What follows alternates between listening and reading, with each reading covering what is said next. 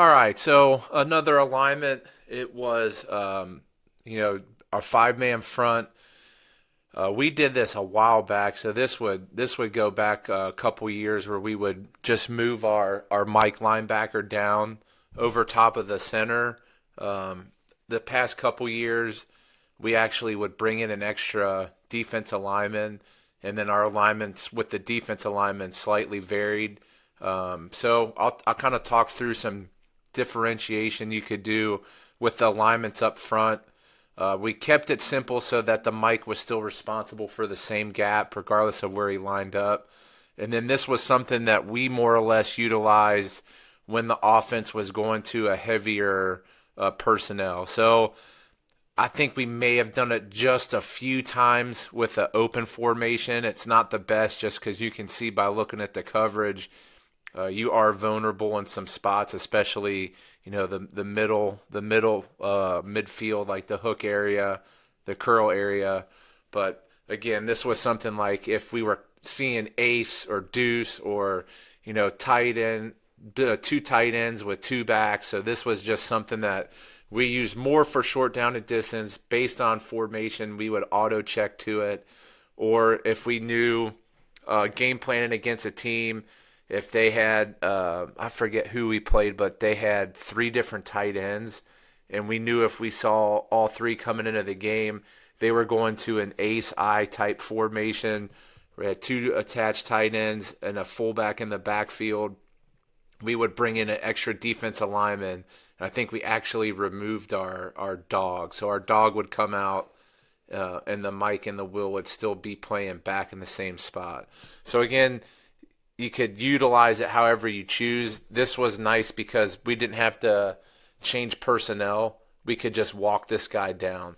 And so I'll go through some alignment changes. Again, still can play cover three. So all the defensive backs still have their same coverage responsibility. The main thing that changes here is for the Will is going to play more of the middle hook to try to kind of take away anything to the inside. Okay, so our alignments. So when we did this with our Mike linebacker, again, when we ran this guy played defensive line as a sophomore just because we needed to get him on the field. Wasn't quite ready, I'd say, for linebacker. I think he probably would have been fine, but he helped us a lot up front. He actually played D line, so this was something because he had that skill set we were able to do with him. So these guys would go even techniques and threes. Again, the weak and strong side end would play their normal gap responsibilities. We'll flip the back so that everything's accurate there as far as who should be where. We would modify this again, so he could play a two. Again, this just varied from week to week depending on game plan. He would even sometimes, so he could play, anywhere again from a two to a one. He could just line up in the gap, or he could play a three. We really didn't mix too much of where the three technique played. Again, it depended on what the offense came out in, and we would change it from week to week. He could play head up, or he could play the one technique. And then there are times where he actually would start in his Mike linebacker position, and then he would walk down.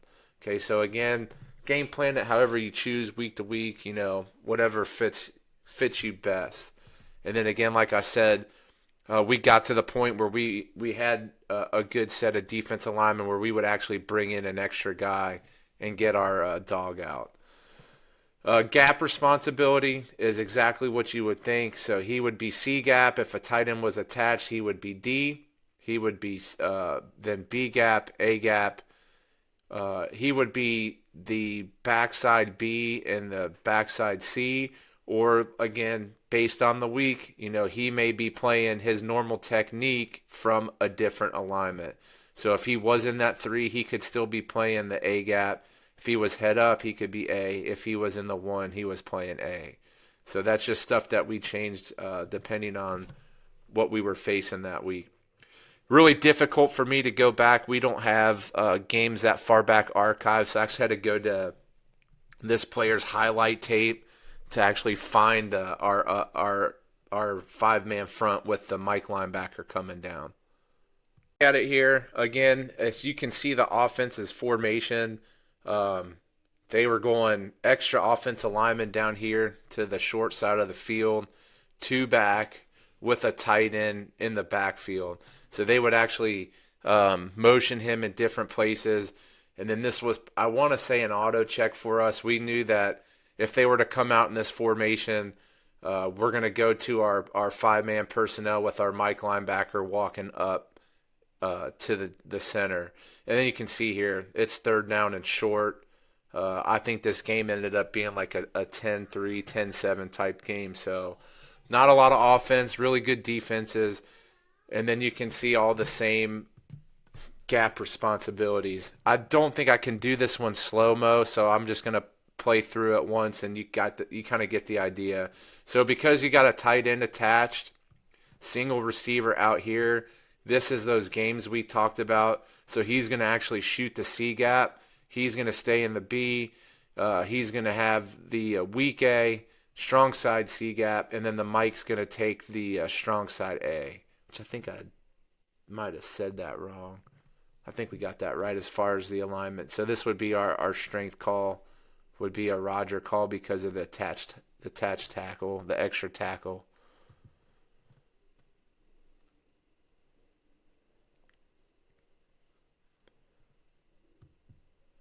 It's a pretty good play. That's why we do it.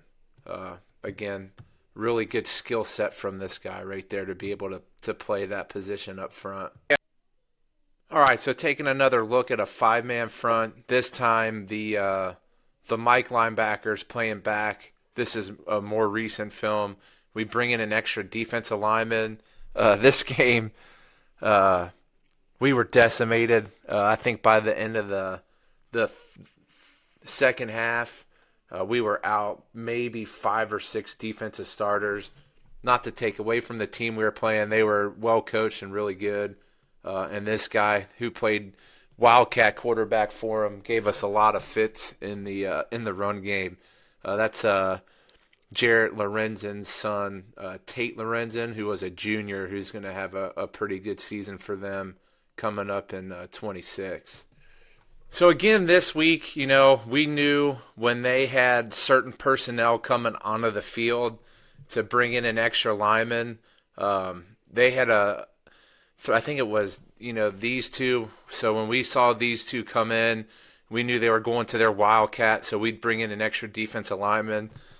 For whatever reason, we really struggled this week to get the alignments correct, and that may have been a result of just being depleted up front. And so you young players that are watching this, any week you don't know what's going to happen as far as the guy ahead of you.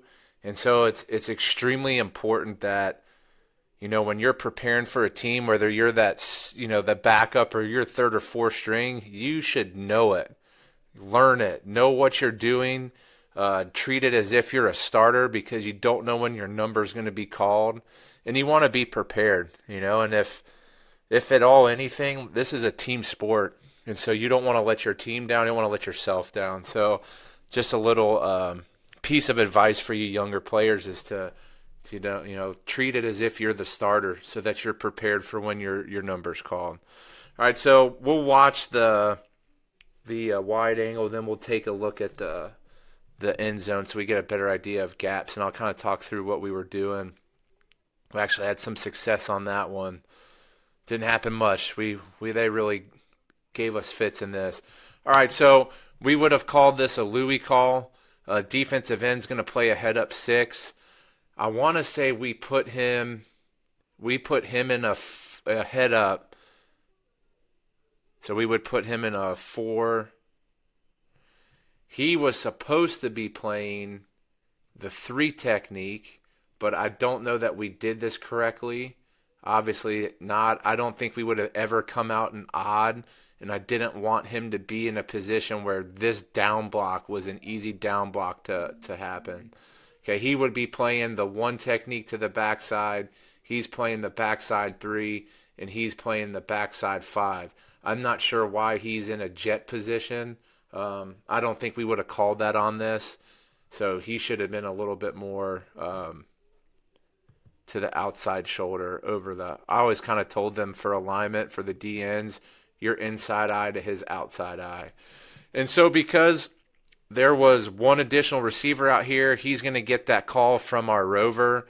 So the rover's going to have him shoot the inside gap, which should make him shoot the inside gap, which would have made him play that inside gap. So it basically slants all these guys down to plug the inside to force, whatever run play to bounce. He's oh man, I want to say he's like 6'5", like 320, somewhere in that ballpark. He's going to take on a double team so that our backer comes clean, and then he's going to play his normal gap. I'm actually going to go back so you can see. I forgot to talk about this. So this is our will, because he's going to play this backside gap here. He's going to kind of line up and cheat outside. He's kind of stacked a little bit more in the middle. This is our rover. So our rover is going to be responsible for his normal coverage. So he's going to drop onto him. He's going to take the flat. And then he's going to play, I think, man to the backside. Since we don't have the dog there, he knows he's playing man. Big thing, too, is your defensive backs should have calls for flat, hook, curl, deep. We had them. We used them. They were responsible for communicating. If they didn't communicate, our DB coach made them snake. So they'd essentially, have to snake the field 5-yard increments at a time.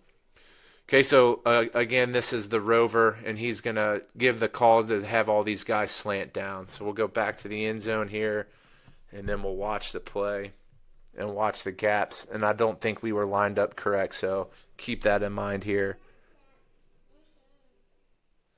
Okay, good job plugging it, forcing it to bounce, which gives us enough time to rally to the football. Okay, defensive end gets buried, but at the end of the day, like, he squeezes his gap down, and he's got this thing plugged up.